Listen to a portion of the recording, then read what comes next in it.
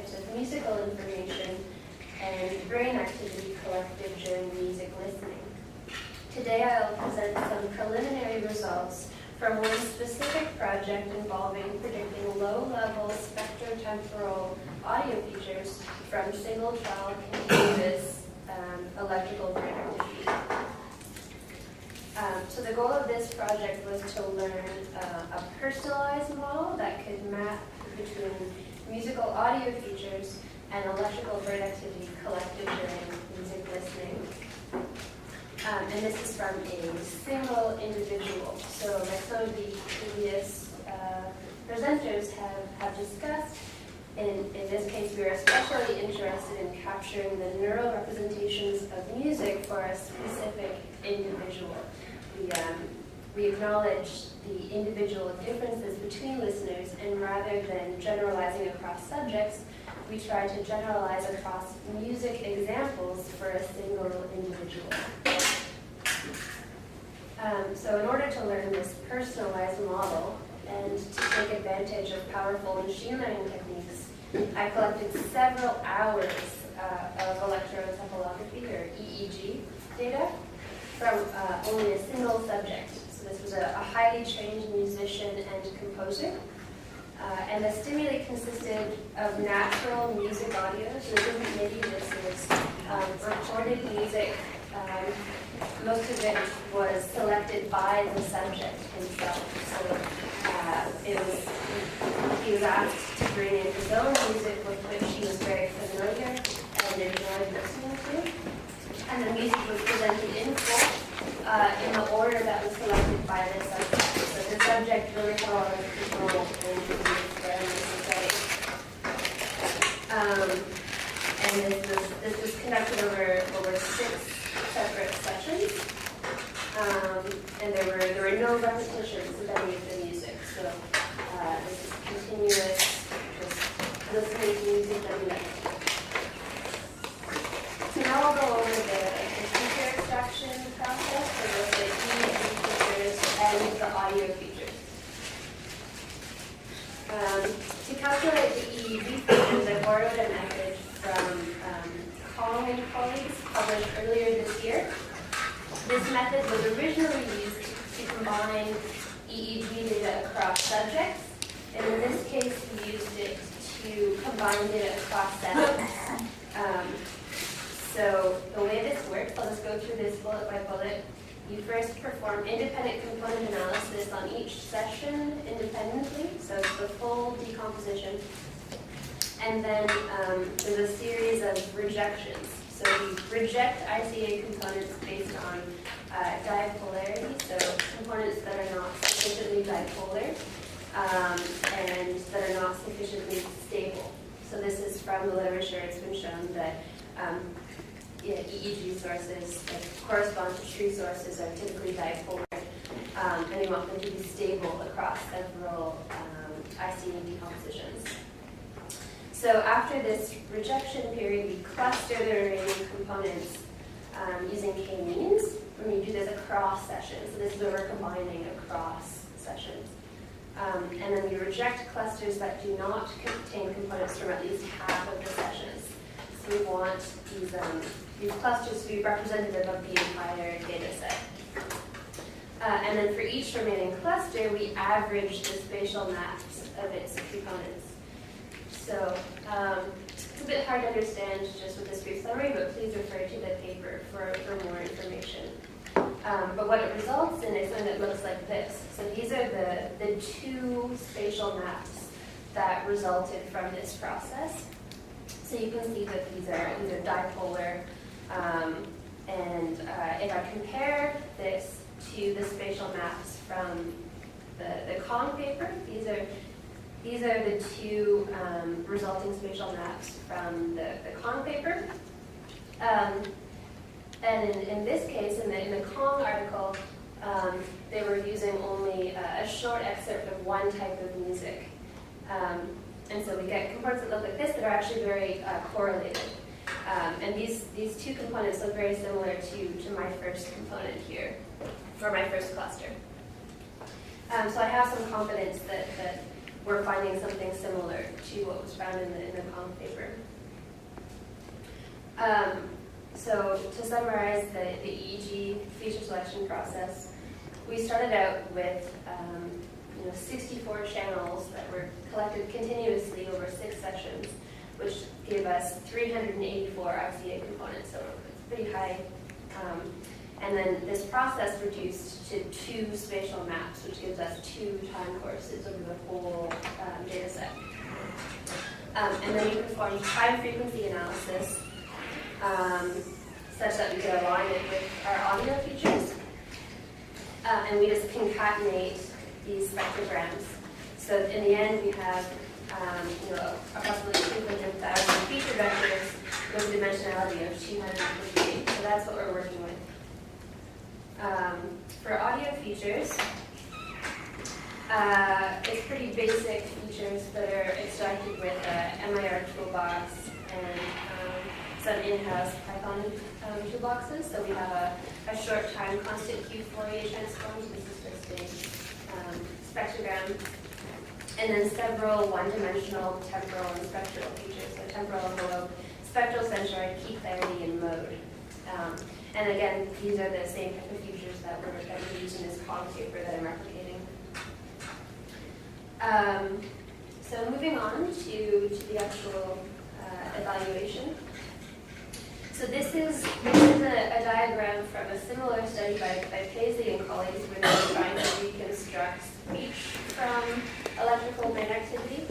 So this just gives you an overview of what we're doing. So there's some acoustic waveform that's presented to the subject while electrical brain activity is collected. This results in several field potentials, time courses, and then we want to learn this reconstruction model. So in this case, we're just using a simple linear regression to learn the values of these rates. And this allows us to make an estimated reconstruction of a time frequency representation of the presented audio waveform. So this is what we're trying to do with music. To evaluate our predictions, we're going to compare to a random model. And so this baseline was constructed by randomly sampling frames from the audio features in the training set. So I'll give you an example. So this is one of the tracks that was presented to the subject. And this is the original spectrogram. And this is the random model's prediction. So this prediction was made by simply sampling frames from the training set to fill up the frame, as many frames as there are in the original test example. So this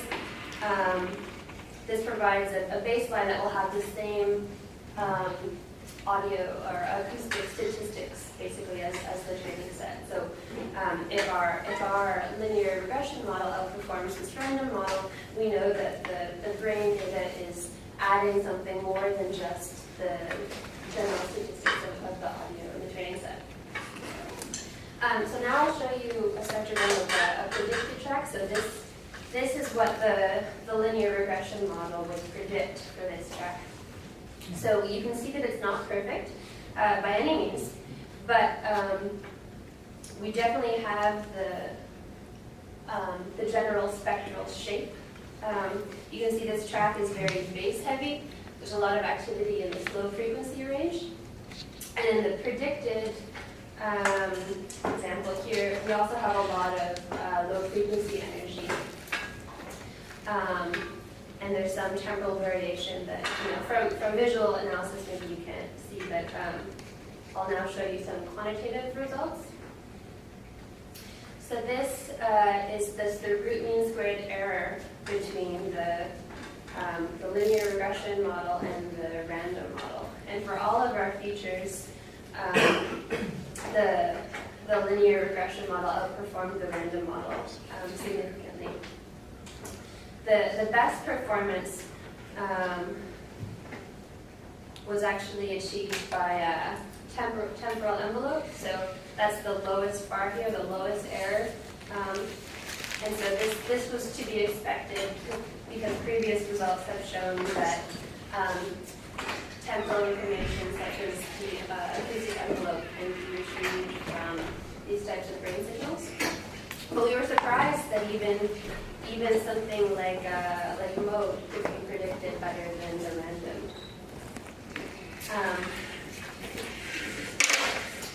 So to conclude, we showed that low-level spectrotemporal information can be linearly decoded from EEG signals collected during music listening.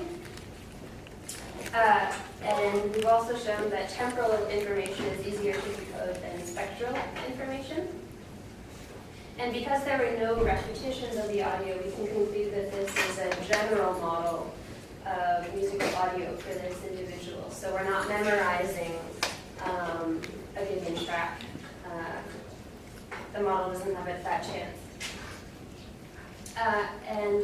On the surface level, sort of just as an engineering feat, this work has applications to the development of brain-computer interfaces.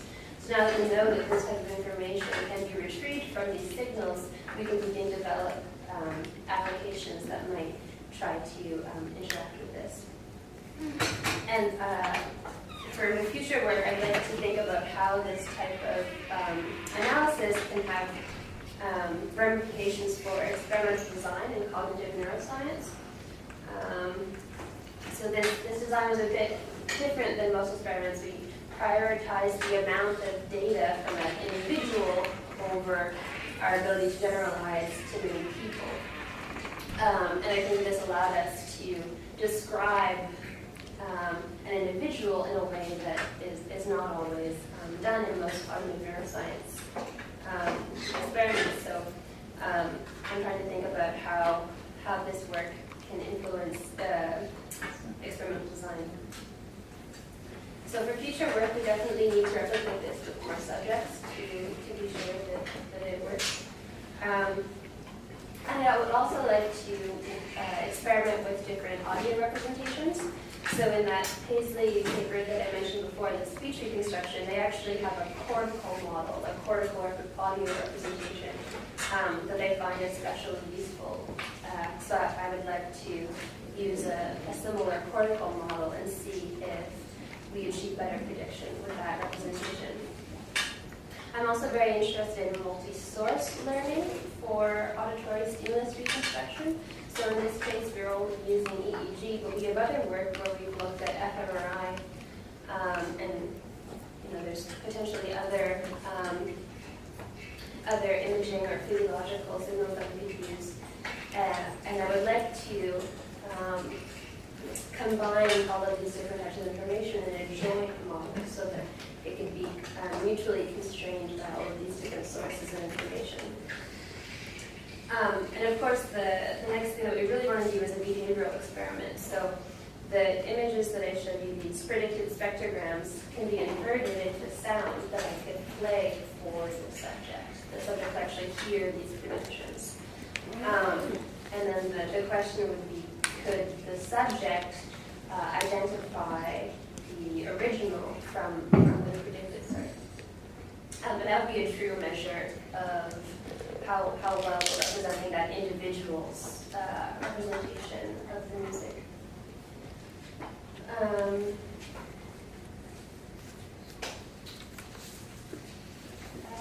with that, I'll conclude. So thank you. Thank you for your attention.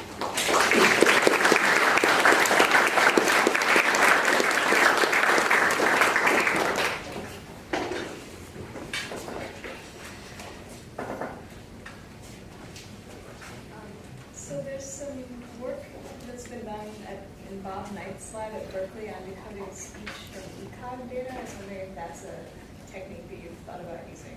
Yeah, that's the paper that I was referencing, the Paisley paper. So yeah, that's where a lot of this has come from. And we're basically doing things very similar to how they're doing it. The EEG part is different, of course, because they're using ECOG data. And so they don't have this sort of elaborate feature selection process. But they're still just using linear regression, and they're really focusing on the representations rather than the learning methods. And so that's kind of the same thing that we're doing.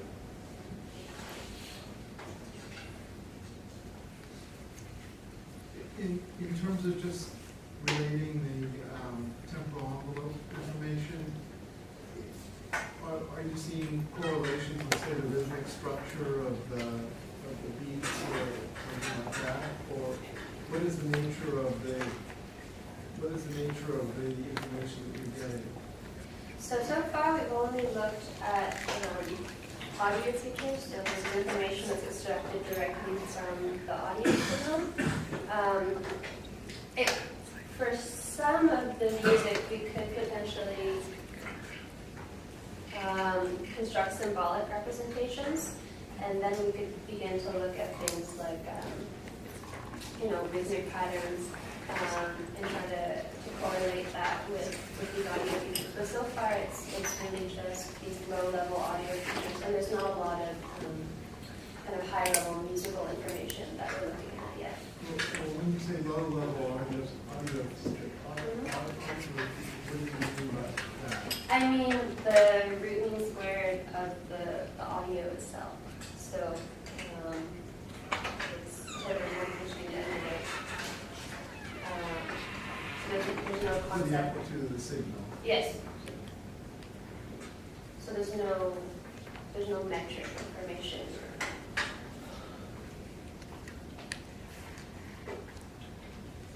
So far.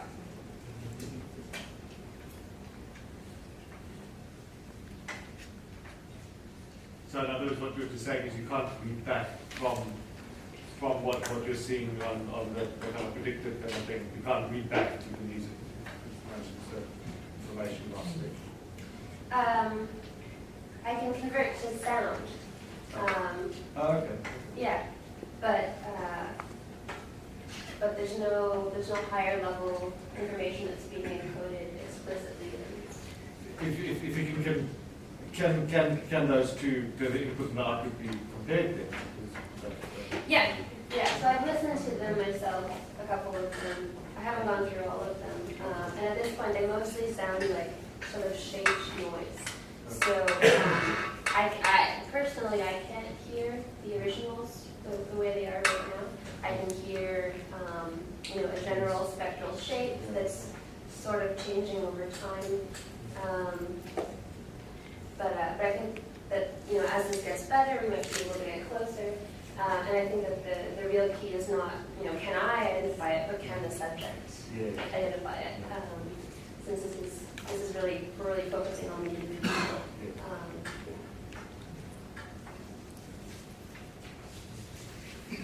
This kind of data is really noisy. So did you do pilots where you ran with multiple trials per single stimulus?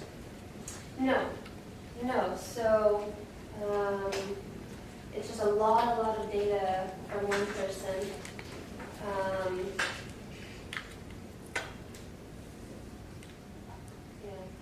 There's other people who have done that. So there's another paper that I think it's Rebecca Schaefer who does a classification experiment where it's EEG. I think it's 256 channel, and she has 7 examples that she plays several times. So it's repeated examples. And then she does a classification experiment. So can I tell which of these 7 songs the subject is hearing at a given moment? And she has great success with this. She's able to predict the individual tracks. But that really wasn't our goal here. Our goal here was to generalize to kind of an audio feature rather than a specific musical example. So I was trying to sample basically as much of the musical space as I could. And how homogeneous or differentiated was that musical space? I can show you actually. So this is basically just all of the examples that were shown. So this is just this is what was experimenter selected. It's just a variety of genres, and then heavy metal and classical. You can't see the original. Oh, you can't see. Sorry. Over here. So I'll go back to the top. So yeah, we have classical, some kind of 50s rock and roll, heavy metal, and then this, the second list was all the subject selected music. So this is music that the subject was especially familiar with and especially enjoyed listening to. So Mars Volta, Schoenberg, T, Deftones, Tool, Mastodon, Sugar, Radiohead, Delton 33, Danger Doom, Gorillaz, Great Beast and the Major Shells. So yeah, it's a variety. 6 hours of music.